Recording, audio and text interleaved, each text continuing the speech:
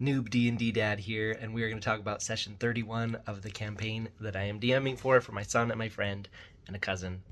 This is the moment that I have been waiting for as a noob DM, and that is controlling one of the players who has got wererat lycanthropy because they were bit by a wererat, and it's the full moon. So the players have just finished Loggers Camp, and they're riding along in their war wagon through the forest to go to Falcon's Hunting Lodge. So Loggers Camp, Falcon's Hunting Lodge. And I tell them it is a full moon. So they're driving along in their wagon. Okay, sorry, I interrupted my beautiful little child. So they're in their war wagon, driving down the dirt road.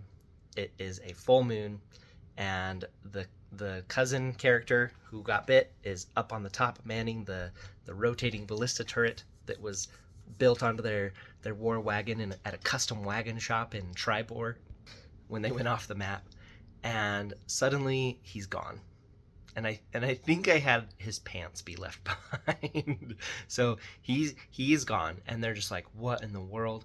And so there's a fork in the road, and I'll show you the map here in a second.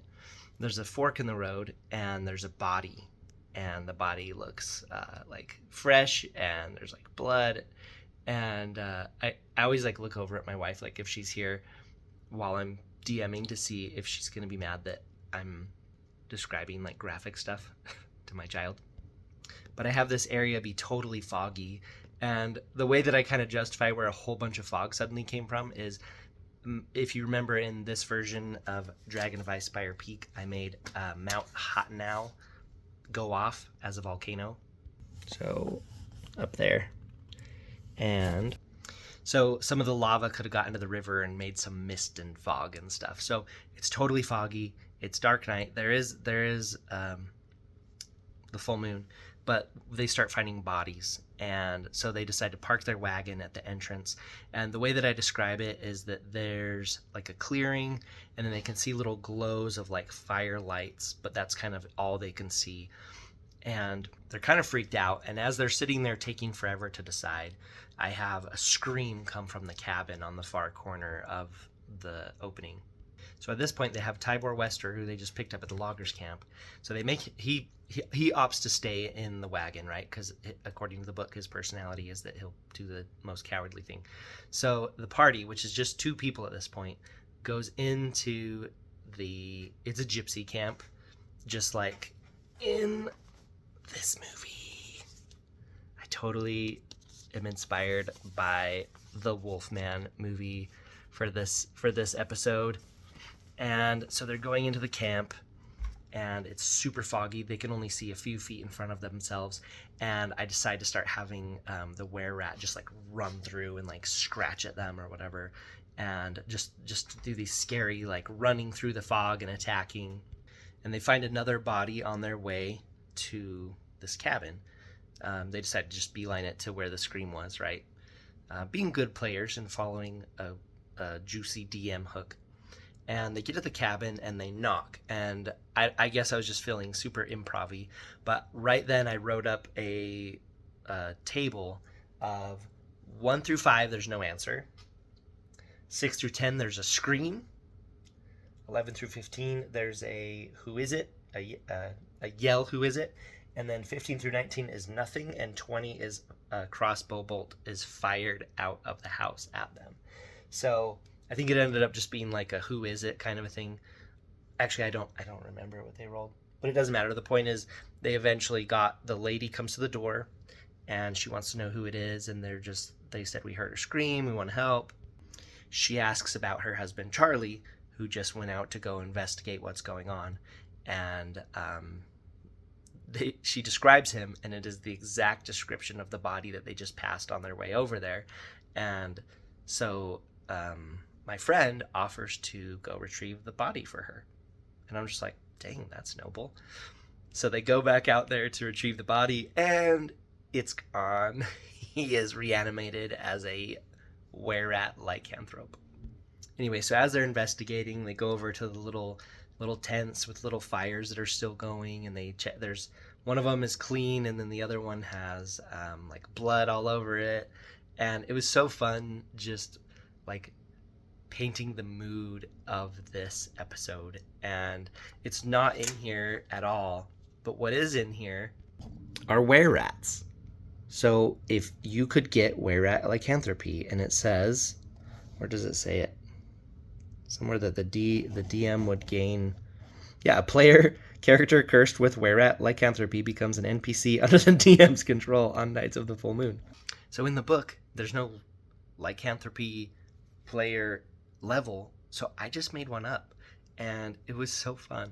I was totally copying the Wolfman movie, and I was just being like completely leaning into like horror tropes, and I was just copying things I'd seen, but it was really effective, and it was kind of freaking the players out.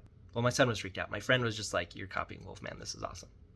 So this episode, this session, has become legendary because of 2 D20s that were rolled, and I believe one of the D20s in the photo is the D20, one of the D20s that was rolled. And so as they're going through the fog, now they're looking for, they know that their buddy is a wererat, and they know that this body that was on the ground is a wererat. So they are on the lookout. They get attacked through the fog. Charlie, newly wereratted, is now attacking them. I had something else attack them, and I can't read my handwriting. I don't know what it was, but they killed it. So that leaves their buddy and Charlie as wererats. So they're fighting them, and basically what it gets down to is I'm going to set a DC of like a natural 20, and because the players want to like try to snap them out of it, and I'm just like, sure, if you roll a 20, then you snap this character out of, you can temporarily talk to them through the wererat lycanthropy. And the fight is actually getting closer and closer over to their little wagon that they had parked, and I don't think they staked it down. And so my friend, the sorcerer, he does a thunderwave because it's starting to look pretty bad with the 2 wererat people. And I think my son was getting attacked by Charlie, and my friend was getting attacked by our buddy that got turned into a wererat. So my friend does a thunderwave. It tips over the wagon. It does enough hit point damage to kill Tybor Wester. It injures the horses, and it temporarily stuns our buddy. And then my son, I can't remember which order it was, but they roll a natural D20 to convince Charlie to snap out of it. So that ends that fight. They get him almost to death, and then they decide on the last minute to try and save him. Might as well, right? So they roll a D20, and they're just like, "Wah!" And then with their buddy as well, same thing. He does the thunder wave, and I'm just like, in this level, and the cousin hadn't shown up. He doesn't show up a ton, and so we just play his character, and I was like, he might die here. We might inform him that he died. So I was letting it go either way because they might have to kill him to defend this town and themselves. Anyway, so the thunder wave, and then they decide, like, okay, let's try to snap him out of it. And they roll a natural D20, and they're able to snap him out of it and kind of pull him back. They yelled and cheered so loud on the 2 natural 20s. It was so epic. And these weren't like drop the dice. These were like tumble. So it was such an epic, fun session that was totally improv, but just based on the movie The Wolfman, and just trying to understand the wererat lycanthropy, and I just made my own little gypsy camp on the side of the road in the fog. So they go back to the lady's house in the corner, and they not only are they alive, but they have her husband who's on his deathbed because he has like 1 hit point left, but he is snapped out of it. So they basically go in there and they do a long rest in there, and she kind of sets up like, it's almost like she sets up a little hospital ward to take care of them. Tybor Wester was stabilized, so he's not gonna die. But seriously, like, this is an absolute highlight of my noob DM time, and I think of the players' time. And I kind of did like a movie trailer for this episode, the episode prior, where I was like, or maybe it was after this one, but I was like, next time on D&D, it's gonna be full moons and full bladders, because I always like to have characters peeing themselves when things go down.